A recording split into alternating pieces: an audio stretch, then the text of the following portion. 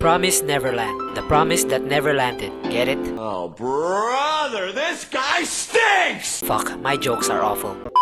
So when I was working on my Promised Neverland simplified video, which you can check it out first before watching this video, I was thinking to myself, hey, how about I try making an essay video on why Promised Neverland never delivered its promise? That seems kinda good. Then a year passes by and I procrastinated because I have my licensure examination and I didn't bother working on the script. And it's been buried in the bottom of the ocean. And after getting tired of watching some mediocre animes to simplify, I kinda have this epiphany. That is a real word. Epiphany. To continue working on my Promised Neverland script. So now, here we are. So Promised Neverland the anime, not the manga. Weebs screamed all over it when season 1 came out. They've hyped it like it's in the level of Death Note, Code Geass, and Boku no Pico. Okay, maybe not that last one. Then season 2 got released and nobody talks about it because of the clusterfuck that it's a PowerPoint presentation. I'm not kidding, literally. They skipped an entire arc from the manga. But don't worry about it, we'll dive into that later. But first, let's give it praise for giving us an amazing season 1.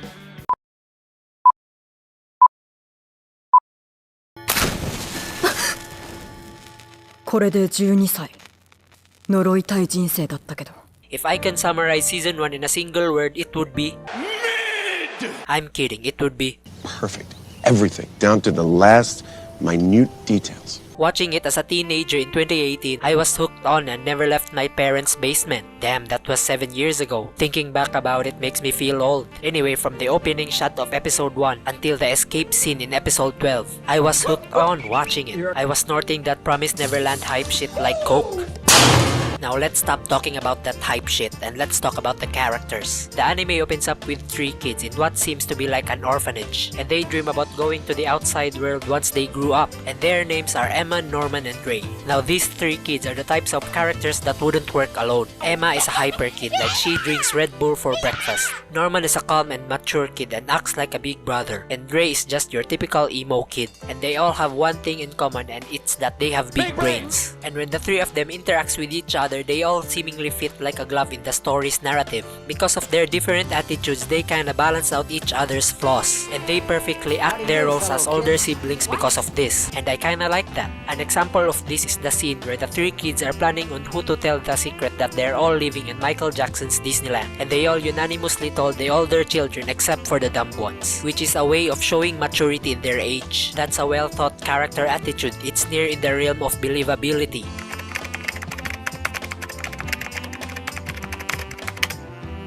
Believability. Glasses Kid and Obama are hesitating to believe them because as a kid your parents teach you that they know what's right for you. And why would you believe the other kids that the orphanage lady is trying to sell you? They don't know shit about the real world and they're also kids the same as you. And this is why they work, because they're just naive little kids. Now to the antagonists, Anne Hathaway and Serena Williams. They're great because they serve their purpose onto the story to be a constant threat to the children. There's this one scene in particular which really stuck out to me, where Anne Hathaway is getting sussed about the kids, learning their dirty little secret about the child livestock farming, and she calls for Mother Greta to bring in Serena Williams so that they can constantly monitor the children's actions, because she's young, athletic, and can chase the kids anywhere. And honestly, that's a great way of telling how threatening the antagonist is, by showing her flaws that she can't handle to stop the kids on her own, because she's only a human after all. Don't put the blame on her. And by bringing in another character, that makes you wonder as an audience on how the kids will overcome these problems they're dealing with. And that's a great plot writing, because before bringing in Serena Williams, the plot was kinda predictable, where the kids only need to outsmart one enemy. Now that there's 2 of them, now it's kinda hard. It puts stakes to the children on how they will overcome this challenge, because the adults are always thinking one step ahead of the kids. Kinda like when you go out on a night out and return early in the morning, and your parents ask you why you're late and you lie to them about being a gay pedophile. But your parents already knew that you got rammed in the ass by a dominatrix because they've also done that in their teenage years. Anyway, the point is that when you're a kid, you think that your parents knows all, and they're the smartest people on earth, smarter than Einstein, Neil deGrasse Tyson, or Isaac Newton.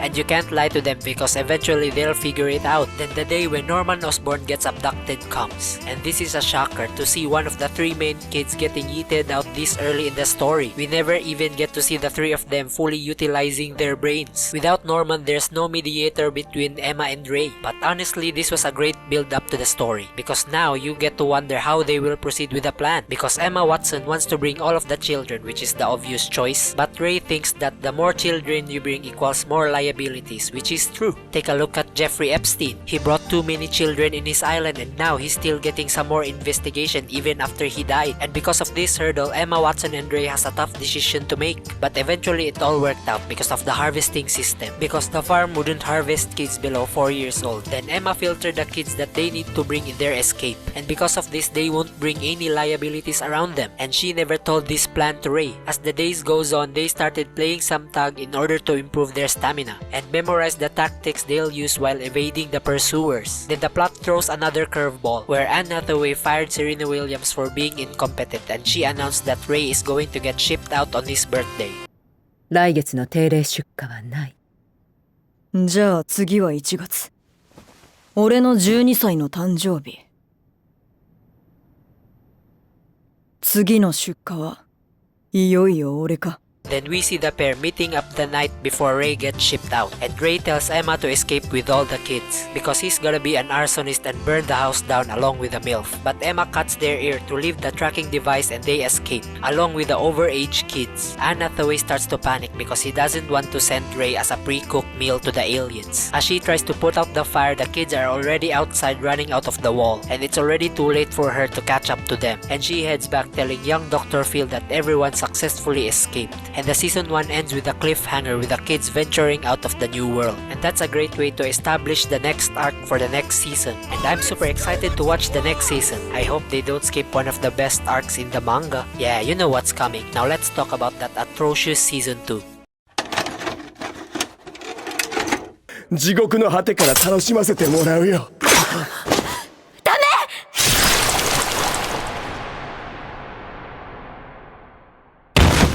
Oh boy, where do I even begin? To summarize the second season, it's a speedrun basically. The kids get out of the livestock farm, goes to this underground bunker. Emma and Ray goes on an adventure, meets Norman and shocked to know that he's still alive, goes back to the farm, rescued all the children, and goes to this magic portal and head back to Earth. The end. Let's go! That's it. That's the end of the series. Yeah, season 2 was outright bad and there's no defending it. If you watch any show, literally, season 1 is supposed to be an introduction on how the story goes, who are the characters and what are their motivations, and giving us the audience a glimpse on what's going to come for the next season. And this is why season 1 was great. They follow these 3 criteria on setting up this world and we get to know the characters. Season 2 on the other hand just flushed all of the things down the toilet that season 1 has been building up to, and they immediately went straight to the ending without any stakes and not continuing the story in a cohesive way, and just gave us the audience a wormhole straight to the end. If you look at any other great animes or medias that have run for more than one season, they all set up the story perfectly. Let's take Attack on Titan as an example. Season 1 immediately introduced the audience to this chaotic Titan world. They didn't waste time on setting up Eren's story, and we get introduced to the Titans. As the show goes on, we learn that Eren can also transform into a Titan, which is a huge win for the people living in this world. And as an audience, you learn that the Titans were once humans, and if they are humans, who turned them into Titans? Then season 2 follows up with one of the best twist villain reveal scenes in anime, where Brownie and Rudolph here tells Eren that they are the Arnold Titan and the human meat shield Titan.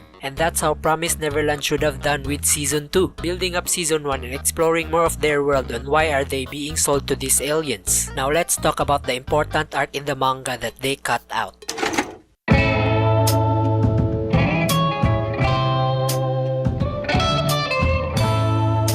The Goldie Pond Arc. So in this arc, Emma and Ray stumble onto this human dude who's trying to survive. Remember this bunker that they stumbled on? Yeah, he's the owner of that bunker. And as a deal for letting them stay on his bunker, Emma and Ray joined him on his adventure. And they stumbled onto this Disneyland looking place called Goldie Pond. This place is supposed to be where William Minerva used to keep human kids safe away from those EDP monsters, right before he will send them back to Earth. But it got discovered and now is currently being run as a hunting grounds for the EDP monsters. Emma, Ray, and this dude gotta escape the hunting grounds while saving some kids. Because this arc is kinda like a MrBeast content. And there are 3 rules in this game. 1 is music, 2 is monsters, and 3 is survive. And I'm gonna explain what these 3 rules meant. When the music starts playing, that's when the EDP demon starts hunting the children. And they'll stop hunting when the music stops. And the children who survived but are wounded gets a treatment. And the EDP monsters will hunt them again after 3 days. I don't wanna spoil too much, so if you haven't read the manga, I suggest that you check it out because it's one of the most pivotal plot points in the story. And I don't wanna spoil the fun even though that's what my channel has been built through. As I digress, the conclusion is just read the manga. Because if this arc got adapted, it would have been the perfect sequel to what season 1 has been building up to. But instead, they gave us a PowerPoint presentation while getting our hopes up. Now let's talk about why they speedrun season 2.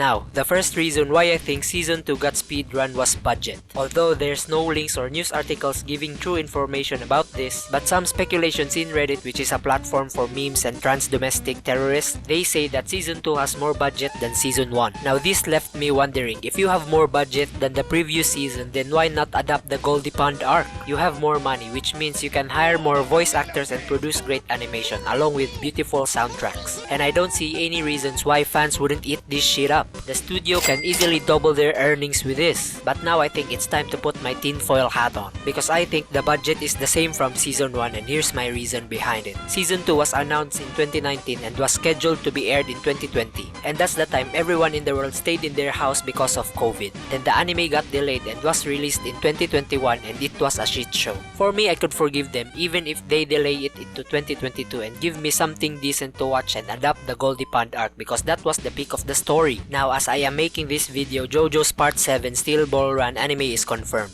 Some people predicted that the anime might get aired in 2027, and that's absolutely fine for me. I don't care if it's 2028, 2029, or 2030, as long as David Production makes this anime a masterpiece. Because I have patience, and creating a beautiful art takes time. The point is, as a die-hard anime fan, I can wait for years as long as the anime that I watch is great. Now, reason number 2 is Time by Pink Floyd. I think they got scared on COVID and fears that they will disappoint the fans even further if they extend this delay. That's why they released it immediately in 2021. But this still doesn't make sense on why they would cut the Goldie Pond Arc. So which brings me to my reason number 3, corruption. Now, there were some speculations on Twitter back in the days when Season 2 was released. And some people say that the author is heavily involved in the decision making in the production of Season 2. And I think that they purposely left Goldie Pond Arc so that people will talk shit about the anime and inspire the other people to read the manga, which causes to enhance the manga sales because of how shit Season 2 was. I know this is just a speculation, but this is the most solid conclusion I can ever think of. Hey, people will call me crazy, but why did the CIA found another bullet on JFK's head that doesn't match on Lee Harvey Oswald's sniper rifle, huh?